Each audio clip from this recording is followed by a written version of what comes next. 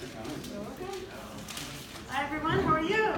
Good. Good. Are you excited to hear about tech and public speaking? Yes, sure. The answer is yes. Absolutely. So Galya has got, like I mentioned before, a background where she's brought herself up through the ranks of public speaking, that she was asked and was able to engage at TEDx, was it a couple, 3 or 4 months ago? It was end of May last year. Okay, even more. Time's flying.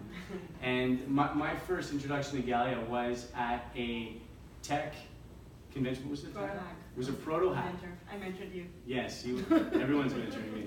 Which is a really cool establishment where they bring tech, so as far as programmers and developers, with just, and basically myself, like a business person, so myself having a marketing background. And what they found, I believe, progressing to this, is that you've got a lot of these techs and developers creating these apps, but is there an actual business application in the real world? So I was able to bring kind of that real world perspective that, sure, that sounds all great, but who are you going to sell it to? What benefit and what need are you going to fill? So that's really, so it was that environment in which I met Galya, and again, she was a leader there in every aspect that we've seen each other.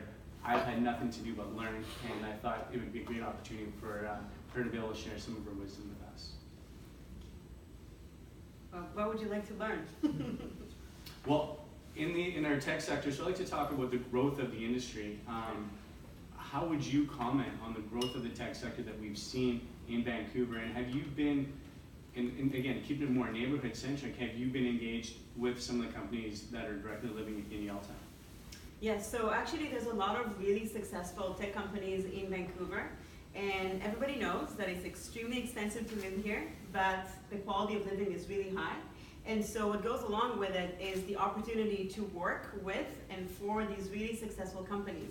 And I'm going to mention some names, and of course you know all these companies. So a first name that I would like to mention is Slack. Anybody uses Slack here? Do you guys know what that is? Let's see, I bet you not many people have heard Slack.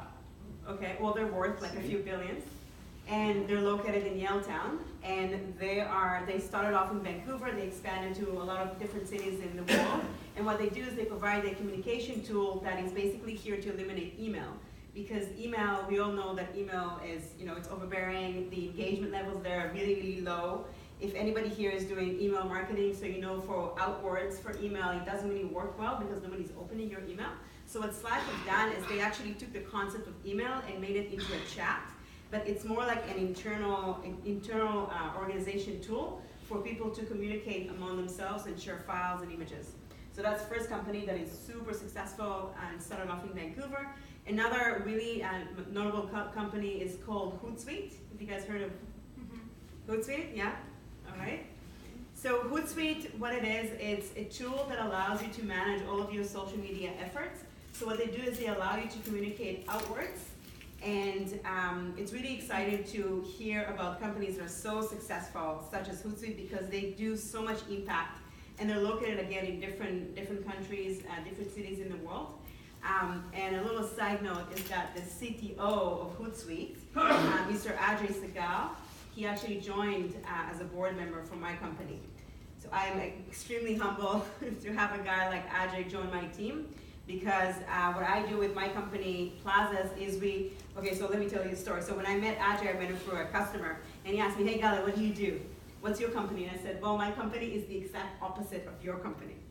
So that kind of drew his attention. He said, oh, what is it that you do? Like, what is Plazas? And well, Plazas is about taking all of the communication that you have within your audience and bringing it inwards into your own communication app.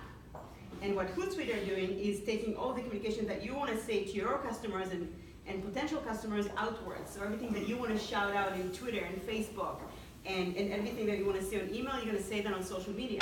So what I said to him is what we're doing is exact opposite. We want to gather all the communication and bring it inwards into audiences and to be able to effectively communicate with them. So these are really cool 2 companies that you guys should check out. You mentioned outward marketing, and this is a concept that I caught on to about a year and a half ago. And if you could expand upon outward marketing versus inward, because a lot of times when we think of marketing and advertising, is that we're pushing a message out, and that's really been traditional way of looking at marketing, and well, marketing is a lot more holistic than just advertising. But can you describe to us really the difference between outward versus inward marketing? Yeah, so outward marketing is, and I'm not a marketing expert, I'm completely like app expert, and I come from product development world, so what I say, take it with a grain of salt. So outward marketing is when you're trying to reach your next customer. When you're trying to do a shout out, when you're trying to promote yourself as a business, you're gonna have a Facebook page and a Twitter account, and all the different social networks, Instagram, for you to talk about what is it that you do within your company. So what you do is you do branding. You're trying to get as many customers and as many users as possible to get to know who you are. The next step after that is once you have your audience, you want to do inward. So you want to basically take the audience that you have and communicate with them effectively. And the way businesses are trying to do that, they're trying to do that via Facebook, Twitter. So everything that they use for outwards, companies also use for inwards. But from what I've seen with my experience in the industry is that a lot of times connecting with an existing audience is a lot more difficult and it's a lot more rewarding. Because if you're able to get the customers that you want, you need to be able to preserve them. So for example, you know, if I love your restaurant, if I love your business, you basically have to continue to feed me with content that's going to be valuable for me, and that's where you need to focus on inwards marketing. And a lot of times companies are using email as a form of communicating, so you send out an email, you use different newsletters, right? Yes, ma'am. And what's your open rate on that? Can be better. Could be better. Okay, you don't want to share? That's okay. Well, it's in our newsletter, I think we have about 350 that go out, and our open rate is, I want to say, about 44–45%. That's phenomenal. I'd like to see higher, but Awesome. but we're again really focused on the content, events that there's actually value coming. But like you said, it's tough because it gets lost in our email. Yeah. It's I can almost feel it just thinking of having to check my email because I know it's a list. Yeah. So a lot of times people ignore emails because there's so many emails going on. And the same with Facebook and Twitter. So actually the TED Talk that I've done at Queen Elizabeth last year, I talked about how the phenomenon of social network, how it's bad for the individual, how it makes us feel lonely and isolated. But in fact, what I've done with my business is I've taken this notion of social media, how it's so bad, technology is addictive, and then the message there is that we should continue using social media, but we have to use it with a purpose. So when you think about it from a business perspective, the reason why Facebook and all the others, they're not good for the business, for them to communicate inwards, outwards for sure, it's a great marketing tool, but once you want to bring your audience in, you need to consider something else. So email is a really good approach, and everybody's using email, but one of the things that we're trying to do with Plazas is we're trying to disrupt the email marketing industry that's out there, because so it's 50-50, right? You either use email or you either use existing social networks, and none of these are very good. Like, you're very successful. 44% open rate is absolutely astonishing. But what we've seen is that when we're providing a private communication app for customers that have this need to communicate with their audience, we've seen engagement levels go up to even 80%. And that's absolutely amazing because it's astonishing to me because it's a brand new space. I had no idea that that would be the results. But then, you know, my task as an entrepreneur and as a warrior is to basically try and educate people on how they can communicate inwards and much more effectively than email. I think you bring up a good point. Is that any of us within our businesses, whether it's your own or the business you're working with, is that from the sales capacity, you've got your database of past clients or future clients or prospects, and you hear this word, a drip campaign, is that we're just going to fire information at you. And really what that allows is to at least you're top of mind. So when the time comes that I want to start thinking real estate or buy some furniture or really whatever the service is that you're offering, they at least have a reference point and that you are top of mind. But as far as the value of the email, can I keep inundating you with value and I'm competing with so many messages? So it really brings in the inward side of marketing. One aspect of inward marketing that caught my attention is, many of you have heard as far as landing pages. So that you've got a message that's out there floating as far as an advertising mechanism, but it's enough to drive action. So that they've given their information, and that's how the measure of success is by that inward piece of information coming in from the prospects. And now where Galya is looking at bringing in is that once we brought it in, how do I create, say, that network? And I'd like to hear a bit more about Plazas in our closing remarks here, and I'll just touch upon from a layman's perspective is the benefit that I've seen with Galya's is it can be seen as us versus the public, if you would, as two separate entities, but it can also be used as an internal communication device as well. So if you're with a larger organization, there might be an application in regards to what you're working with that, rather than me sending emails to everyone, is that we've got like almost like an open chat room. Like a forum. Yeah, a forum and a chat room, and then there's going to be different subjects and subtitles, but I'll stop there because I didn't create the app. Okay. Actually, just before I dive into Plaza, so I just want to give you some background. So I've done technology for almost 9-10 years. And every different projects that I've been in, and I've launched like more than 100 apps, websites, back whatever you think, I've done it. And in my background, I'm a software engineer. And what I've seen is that it takes so long to, as a service company, to sell an app, to sell a website, even like to give consulting services, and I do mentorship and la la la. And I find that the best way is actually to educate people and to train people in businesses of how they can do these things themselves.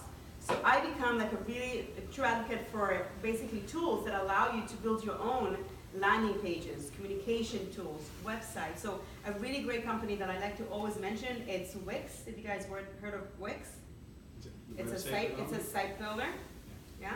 And then another good company, because you talked about landing pages, which is really important for each and every business, and even for individuals. Like say you're looking for a job, well, instead of sending resumes, consider building a landing page.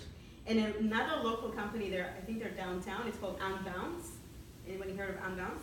So what with Unbounce we're able to do, again, it's a self-serve tool. You can just go there and you can create your own landing page and then basically put there your business information or maybe your own information if you're looking for a job or maybe looking to promote your business. You asked about the Plazas. Yeah, sorry. In closing. Yeah, no time. Sorry. So the best example that I can give you is with the recent TEDx event that happened, the same one that I presented last year. We created an app for them, and it's a self-serve tool. So you just go to plazas.com, and within a few minutes, you've got an app. And it's an app that you can post on the App Store. You can just, with one click, you publish it on Apple and on Google. So a good example would be the TEDx community. TEDx Stanley Park is one of the biggest TEDx events that are happening in this town. You should definitely check it out.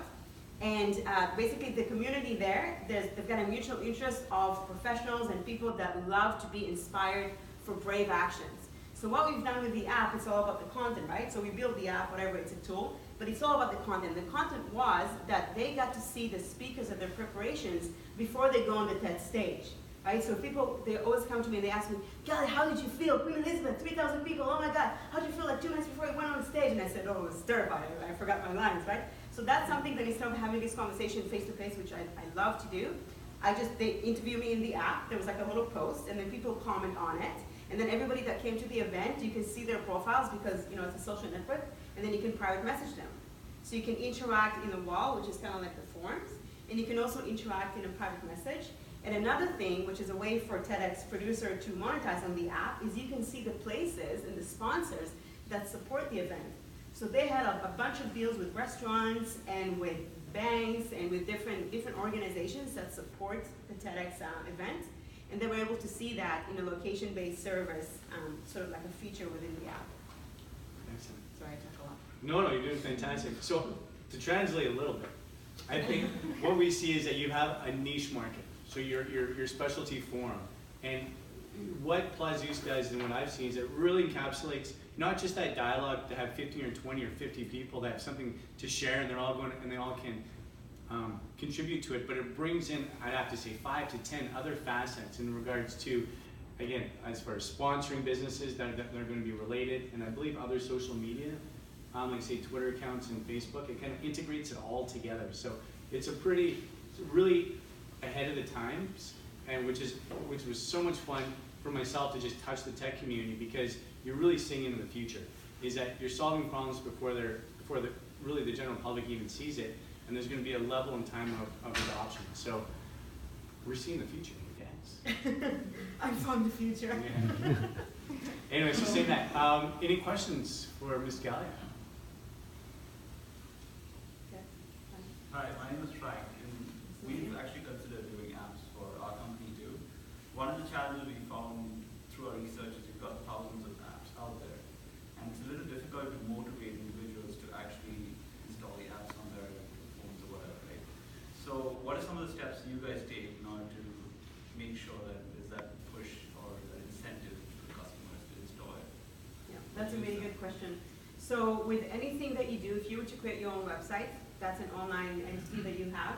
If you were to have a email campaign, you always have to convince people the first time to take the first step. So it goes along with you building your brand, and that actually relates to the outward marketing that you need to do.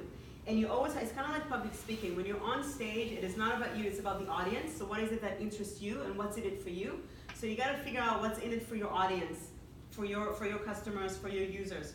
What do they care about, right? So once you figure this out, usually it has to do with content. So if you can basically tell your audience, I'm going to deliver you with exclusive content behind the scenes of TEDx, you can be certain that they're gonna download the app. And once they download the app, you basically have access to their pocket at all times. Because I'll tell you a little secret. Apps are way better than websites.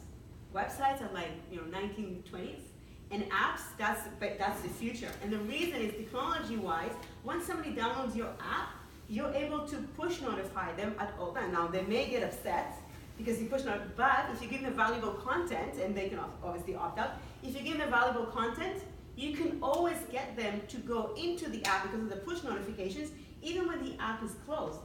And that's why you see very, very high engagement with our tool versus the email marketing or the Facebook, which Facebook also gives the notifications, but I mean, you have so many, you're so flooded. Versus if you were to basically distinguish yourself with your content, with your customers, and if you make it very targeted for them, then it will benefit them. I think another level that we're taking this is, in fact, myself as a realtor is a prime example. I've got a website, but really at the end of the day, it's just a brochure for me. So that once we meet and shake hands, who is Sean Carson? And you go to my website to get a little background, just see that I have a website, maybe learn a bit about me, and as far as credentials and years I've been in the business. But at the end of the day, for me to drive traffic and create business from my website, especially in real estate, forget about it. I know who I'm competing with. There's some realtors out here that spend tens of thousands, if not hundreds of thousands of dollars to drive traffic to their sites. And unless you're in the top page or two of search results, which we all know, you're really kind of wasting your time if you would. So we're seeing this marketing, or if you're going to be online, your presence isn't on the website anymore. That's really, again, a brochure for your business and service, is how are you engaging in social media and allowing that reciprocity of communication. And again, when it comes to an app, it's just one button and you're in. As far as what that product and service is, it has that ease of accessibility versus opening up your browser and going to the website. So in regards to some of the business thinking that you have, and you're like, I want to get engaged online and through social media, this is how you do it. Thank you. Okay. Well, thanks, Galya. Thanks Appreciate very it. much Thanks for for having coming. me. Thank you. Okay, well, I'll be quick here, guys. We'll get back.